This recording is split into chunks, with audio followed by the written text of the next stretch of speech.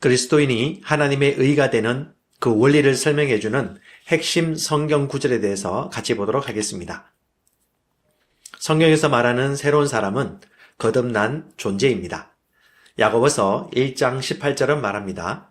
그분 자신의 뜻으로 우리를 진리의 말씀으로 낳으셔서 우리로 그의 피조물들 가운데 첫 열매들에 속한 자들이 되게 하셨으니, 여기서 진리의 말씀으로 우리를 낳았다고 말하고 첫 열매가 되었다고 말합니다.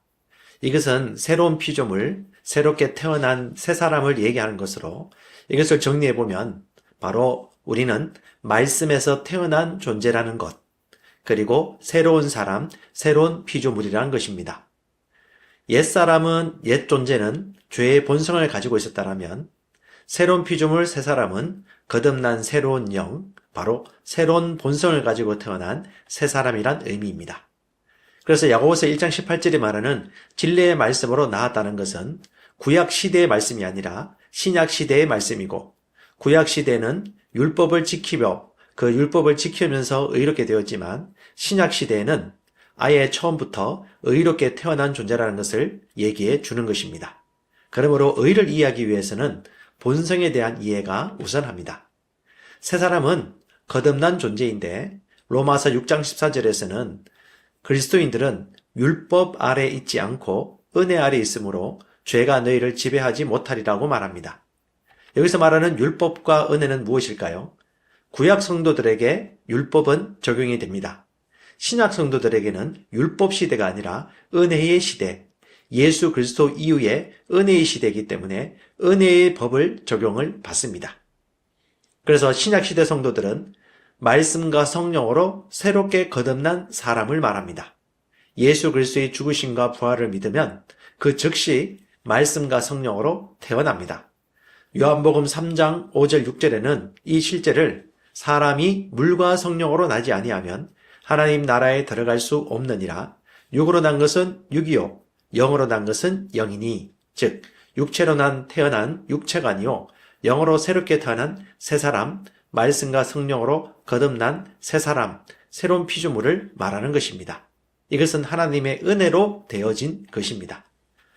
그래서 우리가 죄가 우리를 다스리지 못한다는 하나님의 말씀에 비추어서 세 가지 성경 구절을 잘 본다라면 우리가 어떻게 의롭게 태어날 수밖에 없었는지를 이해할 수 있습니다. 로마서 6장 14절은 정확하게 단언합니다. 죄가 너희를 지배하지 못하리라. 바울이 말하는 너희는 바로 그리스도 예수 안에 있는 사람, 예수를 믿고 거듭난 신약 성도의 새로운 피조물을 얘기합니다. 죄가 우리를 지배하지 못하는 이유 세 가지 핵심 원리와 성경 구절을 통해서 의에 대한 핵심 메시지를 이해할 수가 있습니다.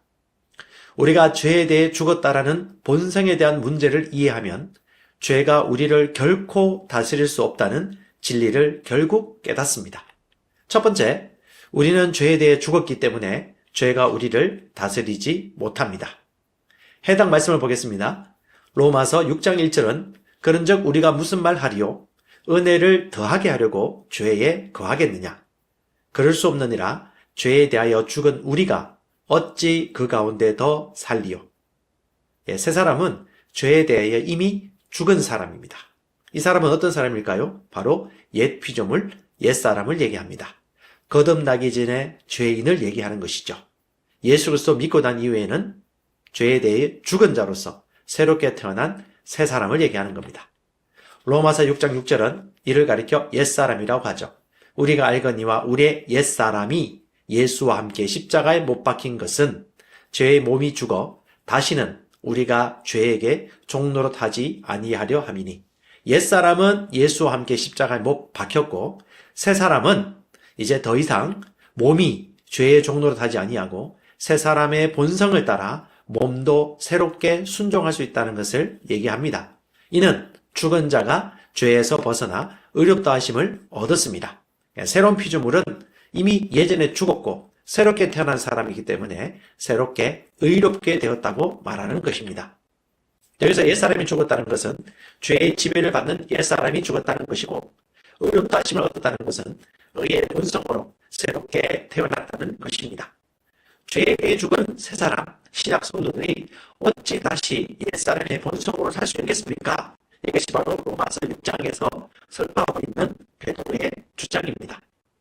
죄가 우리를 다스리지 못하는 이유, 두 번째는 죄의 힘인 율법이 폐기되었기 때문입니다. 율법의 가장 큰 적은 은혜의 가장 큰 적은 율법입니다. 율법이 세우는 것은 자기 의입니다. 자기 노력, 자기 행동, 열심히 애쓴 만큼 얻는 것이 바로 율법입니다.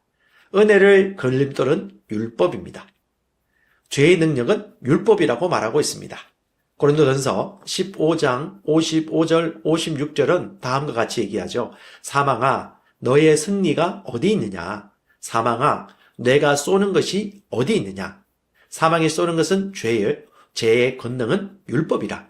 여기서 죄의 권능이라는 단어는 헬라어로 두나미스입니다. 죄의 능력, 죄의 힘은 율법이라는 것이죠. 율법은 곧 자기 의입니다. 율법을 적용하면 무조건 죄가 살아납니다. 왜냐하면 율법으로는 어떤 것을 이룰 수가 없기 때문에 그렇습니다. 자기 의가 살아나는 통로가 율법이고 그것이 바로 죄의 능력입니다. 하지만 기억하십시오. 율법은 패했습니다. 에베소서 2장 14, 15절은 정확하게 얘기합니다. 그는 우리의 화평이신지라 둘로 하나를 만드사 원수된 것 곧 중간에 막힌 담을 자기 육체로 허시고 법조문으로 된 계명의 율법을 폐하셨으니 이는 이 둘로 자기 안에서 한 새 사람을 지어 화평하게 하시고 정확하게 얘기합니다. 율법을 폐하셨으니 그 이유는 율법을 폐하고 이 둘 바로 이방인과 우리 유대인 그리고 예수를 믿지 않던 자들이 예수를 믿음으로 말미암아 하나님의 자녀가 되었다는 것을 얘기하는 것입니다. 이 둘로 자기 안에서 한 새 사람을 지어 새로운 피조물을 얘기하는 것이죠. 여기서 우리가 기억할 것은 본성에 대한 이해입니다. 옛사람이 아니라 새 사람이 되었다는 것은 옛사람은 실제 죽었고 새 사람은 새로운 본성으로 태어났다는 의미입니다. 본성은 사람이 본디 가진 성질을 얘기하는 것이고 여기서 한자는 근본본 성품성입니다. 즉 근본의 기질, 근본의 본질이 바뀌었다라는 것이죠. 죄가 우리를 다스리지 못한 이유 세 번째는 하나님의 의로 우리가 대체되었기 때문입니다. 이 말을 다른 문장으로 하면 우리는 의의 본성으로 새롭게 태어났기 때문입니다. 에베소서 2장에서는 복음의 흐름을 세 가지 단계로 설명하고 있습니다. 첫 번째는 본질상 진노의 자녀였다가 중간에 일어난 복음의 역사로 말미암아 은혜의 복음으로 말미암아 결국 우리는 본질상 의의 자녀로 변화되었습니다. 성경 말씀 살펴보겠습니다. 본질상 진노의 자녀였다고 에베소서 2장 3절에 얘기하고 있습니다. 예수 믿기 이전에 우리는 우리 육체의 욕심을 따라 지내며 육체와 마음에 원하는 것을 하여 다른 이들과 같이 본질상 진노의 자녀이었더니 고양이는 고양이의 성품과 특징이 있습니다. 강아지는 강아지의 본성과 특징이 있듯이 본질상 진노의 자녀, 즉 옛사람은 육체의 본성과 욕심을 따라 살던 사람이었죠. 바로 이것을 내추럴, 본성, 혈통 혹은 종류를 얘기하는 것입니다. 하지만 우리가 할 수 없는 그 일을 은혜의 복음이 했습니다. 그것이 바로 중간에 일어난 큰 은혜의 사건, 복음의 본질인데요. 바로 에베소서 2장 4절 이하에 얘기하고 있습니다. 긍휼이 풍성하신 하나님이, 사랑이신 하나님이 우리를 사랑하신 그 큰 사랑을 인하여 허물로 죽은 우리를 그리스도와 함께 살리셨고 너희는 은혜로 구원을 받은 것이라.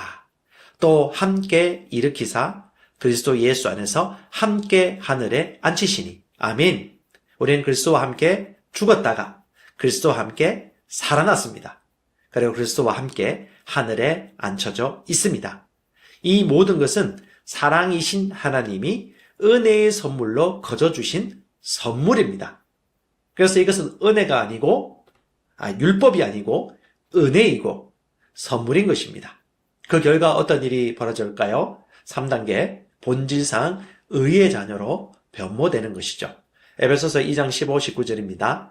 법조문으로 된 계명의 율법을 폐하셨으니 이는 이 둘로 자기 안에서 한 새 사람을 지어 화평하게 하시고 이제부터 너희는 외인도 아니요 나그네도 아니요 오직 성도들과 동일한 시민이요. 여기서 하나님의 권속이라, 하나님의 권속이란 말에 헬라는 오이케이오스로서 가족이다, 집에 속한 동료다라고 얘기하는 것이죠. 본질상 진노의 자녀였다가 본질상 의의 자녀로 바뀐 것은 중간에 일어난 일, 바로 하나님의 사랑에 기인한 예수 그리스도의 죽으심과 부활 사건입니다. 우리는 하나님의 은혜로 하나님의 자녀, 의의 자녀가 되었습니다. 로마서 5장 17절은 한 사람 범죄로 말미암아 사망이 한 사람을 통해 군림하였을진데 은혜와 의의 선물을 넘치게 받는 자들은 한 사람 예수 그리스도를 통하여 더욱더 생명 안에서 군림하리라. 여기서 한 사람은 아담입니다. 아담의 범죄로 말미암아 사망이 아담을 통해 군림하였을진데 동일한 원리로 은혜와 의의 선물을 넘치게 받는 자들, 바로 신약의 성도들, 예수 그리스도를 믿는 자들을 말합니다. 이들은 은혜와 의의 선물을 넘치게 받았습니다. 우리의 선한 행실과 율법으로 의롭게 된 것이 아니라 하나님이 그저 값없이 은혜와 의의 선물을 줬기 때문에 우리는 그것을 받은 것이고, 이 받은 사람들은 한 사람 예수 그리스도를 통하여 더욱더 생명 안에서 군림하는 것입니다. 하나님의 은혜입니다.